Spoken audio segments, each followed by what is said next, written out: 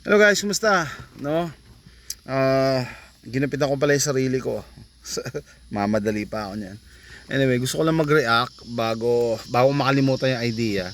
So, I just realized na marami pala sa atin sa Pilipinas hindi kilala daw si Anthony Fauci. Hindi kilala. Mas kilala pa daw si Ivana Alawi, which is ano naman, normal, no? Normal naman yun kasi sikat naman talaga si Ivana Alawi. Pero the thing is, sinunod nyo yung tao eh.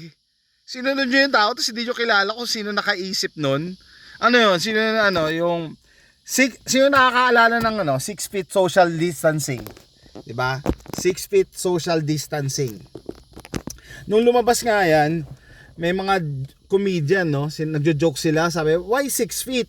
Eh, pag bumahin ako, lampas 6 feet eh. And then, I've said it before and I will say it again, wala sa libro yan. Sinabi ko na yan in my previous videos. Wala yan sa libro nung nag-aaral ako ng nursing at nung nagturo ako ng nursing at nagtrabaho ako ng nursing, tama ba yan? Wala yan. As in ngayon, kahit ngayon, wala yan 6 feet. And true enough, na na-vindicate ako na totoo nga kasi nung sinalang si Fauci, tinatanong siya nahukay dun sa kanyang emails or text kasi si Dr. Fauci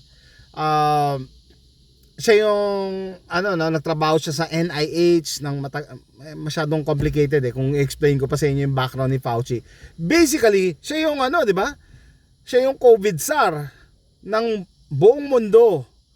So pinasa niya lang yung mga inuutos niya diyan kila Duque. So siguro naman kilala niyo sila Duque, no? Ila Verheri. Galing yun kay Fauci. So siguro may idea na kayo kung sino si Fauci. Well anyway, yun nga nung pinasurrender kay Fauci yung cellphone niya at laptop, na hukay nila yung mga previous texts saka previous emails, and base doon sa mga nakuha nilang impormasyon, saan nanggaling yung 6 feet social distancing? Wala, tinignan lang ni Fauci sa kisame. Palusot pa siya ang tawag niya nga, nagpapalusot siya it's arbitrary. Ha? Palusot yung word bullshit. Anong arbitrary? Wala, inimbento niya lang yung 6 feet social distancing, and yet buong mundo sumunod. Tapos hindi mo kilala, sinunod mo yung social distancing, di ba? 6 feet social distancing. Nakakatawa nga, na nakakalungkot. Nag-a-appear sa suggestion ko sa YouTube yung mga documentary ng GMA7 about COVID na nilockdown ng Manila, tapos yung boundary yata ng Bulacan and Manila talagang kulumpon yung mga tao doon naghihintay makapasok ng Manila. Dikit-dikit na, nawala na yung social distancing. Doon pa lang hindi pa rin kayo nakahalata. Tapos mga pulis, 'di ba? Tinitingnan pa isa-isa. Ang init-init. Titingnan pa yung temperature isa-isa. Yung isang malilate na sa flight niya sa airport. Sinunod niyo yun Pero ang nangyari nga sinusunod lang yung mga protocols pag convenient. Pero doon, bakit hindi nasunod? Pero walang umalma, walang nagsalita. Doon ako nadi-disappoint. Walang nagsalita na mga doktor, mga health professionals na makita nyo na nagtumpo ka na yung mga tao doon sa checkpoint dikit-dikit na. Yung iba nga nagtanggal na ng mask 'di ba? Pero walang nakahalata. Ganon katindi talaga yung brainwashing na involved. Separate topic yan. Separate topic yan. Cognitive dissonance. Well, balik tayo kay Fauci, no? So, hindi nyo pala kilala si Fauci. Paano ko explain yan? So, nanggaling lahat ng order kay Duque, galing kay Fauci. So, ibinaba niya lang yan per country. Buong mundo sumunod. Anong mga bansa ang hindi sumunod? Sa continent ng Africa, maraming hindi sumunod dyan. So ano nangyari sa mga presidente nila?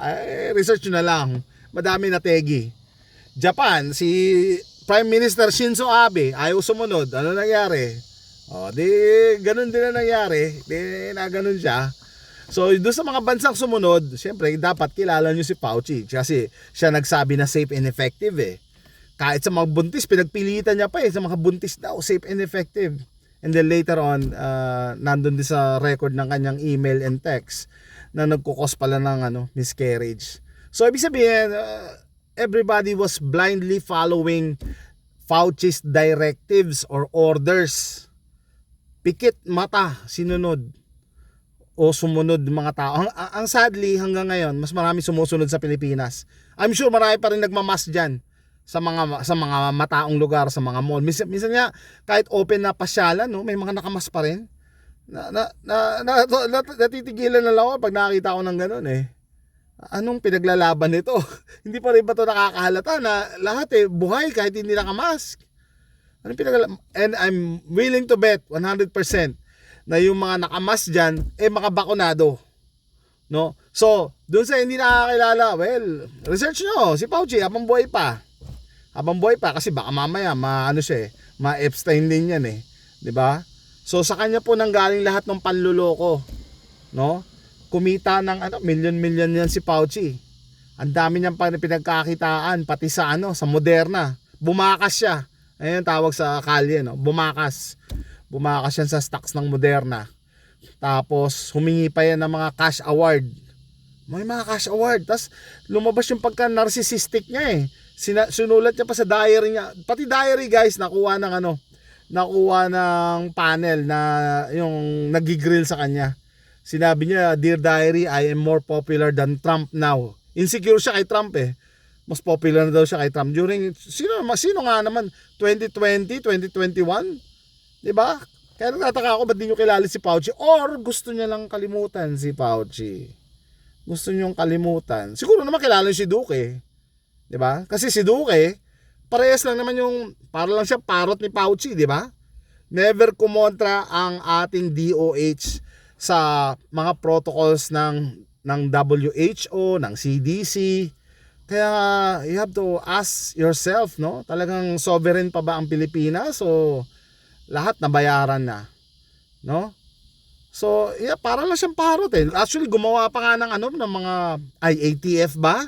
Mga guidelines bullshit. Ginaya nyo lang yung sinabi ni Fauci Hindi naman kayo nag-isip In-implement nyo lang yung gusto nilang i-implement nyo.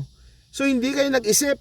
Hindi nag-isip yan. Yung mga ECQ, community quarantine. Ano yan? Ngayon ko lang nga narinig yan enhanced community quarantine.